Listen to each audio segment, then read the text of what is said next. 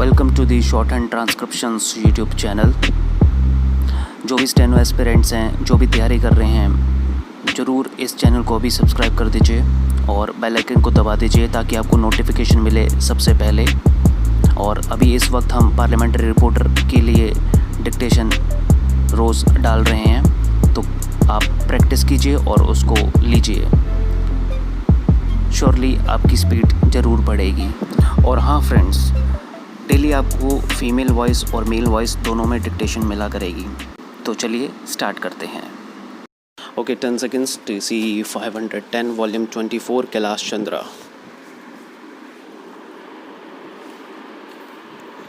Start.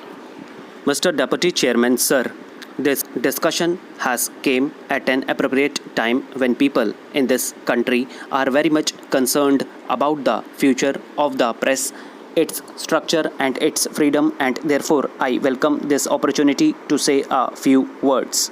I think that there is a good deal of misunderstanding, rivalry and tension between the parliament and the press, and this misunderstanding exists on both sides of the house.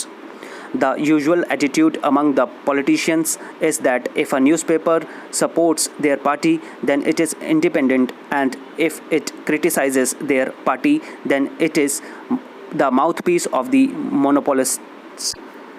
Well, sir, it is not as simple as that.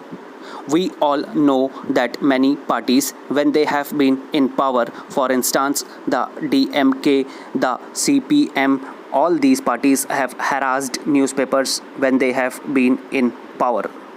Sir, this is not a situation that is new to India. It exists in all democratic countries. To some extent, it is inevitable and we have to learn to live with it. The tension and the rivalry arise mostly because some of the functions of the press and the parliament overlap. Also because the two institutions to a great extent depend on each other, and this results in a certain amount of resentment. There is also the fact that the press has a function to be a critic of the government, a watchdog of the government as well as of the political parties. And this is often misunderstood as hostility. But in our situation today, where we are still building a democracy, where democratic institutions have to be built up and sustained, and where our freedom has to be maintained, I think it is essential to create rather more cooperation and understanding between the press and the parliament. I believe, sir, that one of the important functions of the press council could be and should be to act as a link between the parliament and the government on the one hand and the press and the public on the other. I feel that some of the misunderstandings that have developed since independence between the press and the government are due to certain historical reasons. Before independence, the national newspapers existed for the national movement. There was no conflict between the two. The proprietors, the editors, and the leaders of our national movement were entitled for the single aim of removing the British government. But after independence, the situation became rather different. It is natural that after the achievement of the freedom, there would be different interests and different ideologies represented in the press just as they are represented in parliament. Therefore, to expect the press in India to support the party in power on all issues would be unfair and unrealistic. Sir, one of the complaints against the press coming from the government after the last general elections was that it did not reflect the will and the aspirations of the people, and that it has represented the monopoly interests. Even these allegations, sir, have been disapproved to a great extent by those who have analyzed in detail the coverage of their last elections by the press. The fact is that a kind of distrust of the press has grown in the ruling party and in government circles, and their feeling is that our major newspapers do not support the basic policies of the government and that they are overcritical. Sir, I would like to say this. If the charge against the press is that they are dependent to a great extent on big business and that they are out of touch with the vast masses of the people, there is some truth in it. But can't it be said about many of our political parties? Can't we say that the Congress party has links with big businesses?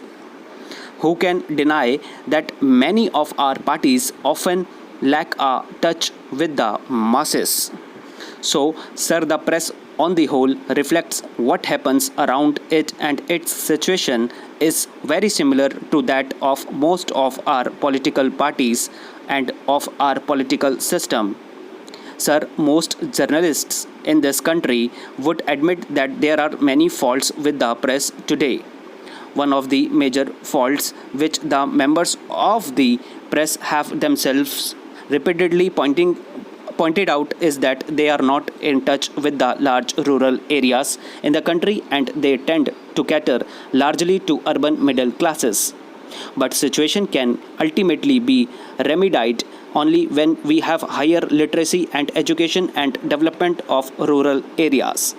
Again, it must be conceded that the freedom of the press today is inhibited by the fact that it is run by large businesses, houses, and commercial and other interests often impinge on the freedom and integrity of the editor and the journalists who work with him. So, we all agree that freedom of the press should be strengthened. The government, the journalists, and the public are all agreed on this. Ready? 10 seconds. TC 510, Volume 24, Kailash Chandra. Start.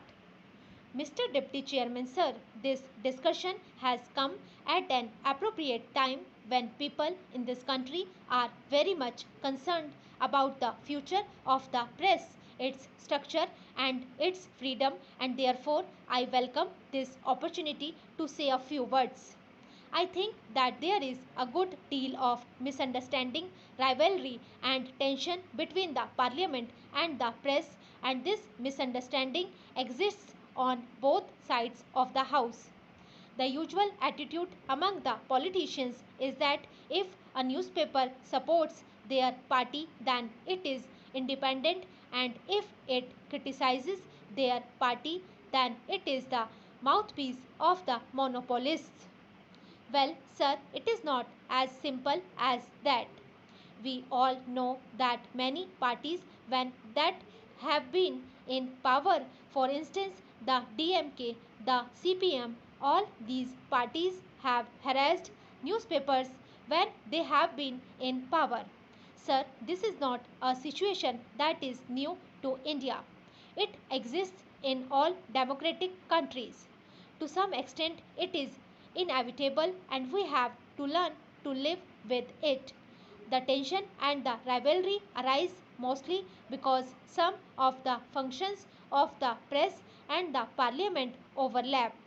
Also, because the two institutions to a great extent depend on each other, and this results in a certain amount of resentment. There is also the fact that the press has a function to be a critic of the government, a watchdog of the government, as well as of the political parties. And this is often misunderstood as hostility, but in our situation today, where we are still building a democracy, where democratic institutions have to be built up and sustained, and where our freedom has to be maintained, I think it is essential to create rather more cooperation and understanding between the press and the parliament. I believe, sir, that one of the important functions of the press council could be and should be to act as a link between the parliament and the government on the one hand and the press and the public on the other. I feel that some of the misunderstandings that have developed since independence between the press and the government are due to certain historical reasons. Before independence, the national newspapers existed for the national movement. There was no conflict between the two. The proprietors, the editors, and the leaders of our national movement were united for the single aim of removing the British government. But after independence, the situation became rather different. It is natural that after the achievement of freedom, there would be different interests and different ideologies represented in the press just as they are represented in parliament. Therefore, to expect the press in India to support the party in power on all issues would be unfair and unrealistic.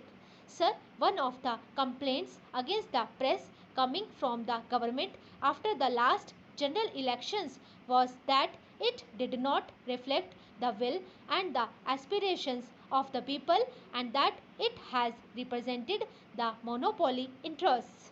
Even these allegations, sir, have been disproved to a great extent by those who have analyzed in detail the coverage of the last elections by the press. The fact is that a kind of distrust of the press has grown in the ruling party and in government circles. And their feeling is that our major newspapers do not support the basic policies of the government and that they are overcritical. Sir, I would like to say this. If the charge against the press is that they are dependent to a great extent on big business and that they are out of touch with the vast masses of the people, there is some truth in it. But can't it be said about many of our political parties? Can't we say that the Congress party has links with big business? Who can deny that many of our parties often lack a touch with the masses? So, sir, the press on the whole reflects what happens around it, and its situation is very similar to that of most of our political parties and of our political system. Sir, most journalists in this country would admit that there are many faults with the press today. One of the major faults which the members of the press have themselves repeatedly pointed out is that they are not in touch with the large rural areas in the country and they tend to cater largely to urban middle classes. But the situation can ultimately be remedied only when we have higher literacy and education and development of rural areas.